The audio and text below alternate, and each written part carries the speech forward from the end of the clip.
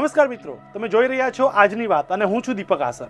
PM મોદીએ વારંવાર એવું કહ્યું છે કે કિસાનોના મુદ્દે તેઓ ખુલ્લા મને વિચાર કરવા માટે હંમેશા તૈયાર છે, પણ સંસદમાં આજે જે નજારો જોવા મળ્યો તે કંઈક અલગ હતો। જી હા, કિસાનોની વાત તો છોડો, પીએમ મોદીએ તેમના સાથી સાંસદોને પણ એવી રીતે ઇગ્નોર કર્યા।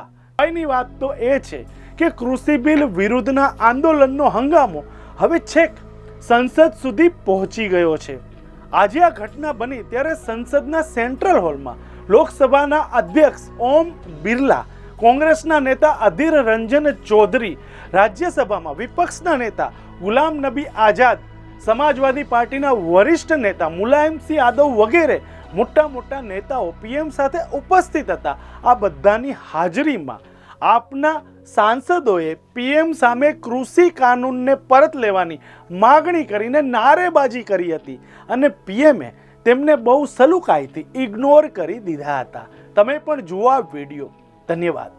किसान विरोधी काला कानून वापस लो, वापस लो, वापस लो, किसान विरोधी काला कानून वापस लो, वापस लो, वापस लो, किसान विरोधी काला कानून वापस लो, एमएसपी की गारंटी दो, किसान विरोधी काला कानून वापस लो, एमएसपी की गारंटी दो। पूंजीपतियों के लिए लाखों बनाए गए किसान काले ठंड में कानून ठिठुर को रहे हैं। वापस लो, प्रधानमंत्री जी, अन्नदाताओं को आतंकवादी कहना लाखों किसान बंद ठंड करो, में मर रहे हैं सर।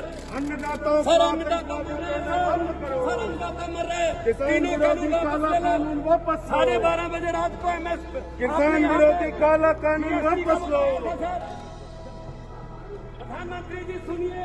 તમે અમારા આ વિડીયોને જો YouTube પર જોઈ રહ્યા હોવ તો તરત જ અમારી YouTube ચેનલને સબસ્ક્રાઇબ કરો અને નવા વિડીયોના અપડેશન માટે બેલ આઇકન દબાવવાનું ભૂલશો નહીં।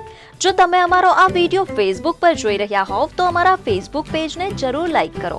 વધુ અપડેટ માટે લોકસત્તાની વેબસાઇટને વિઝિટ કરવાનું ભૂલશો નહીં।